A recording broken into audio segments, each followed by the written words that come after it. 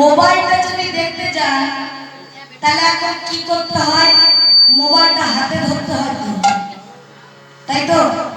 কি বাবা, হাতে যদি না ধরে তাহলে নেটওয়ার্ক হবে? এই হাতটা হচ্ছে অ্যান্টেনা।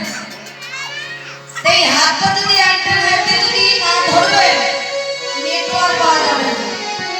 সেইরূপ আমাদের হৃদয়ের অ্যান্টেনাটা যদি না তোলে তাহলে নেটওয়ার্কটা আসবে কোথা থেকে? সবার অ্যান্টেনা তো দেখতে পাচ্ছি, কেউ কেউ কিপটাগিরি করে একটু একটু হাত তুলছেন, কেউ কেউ তুলছেন। তার কথায় বলেছেন আপনার মধ্যে যদি ভগবান না জাগ্রত হয় দুটি হাত ধরবে কি করে?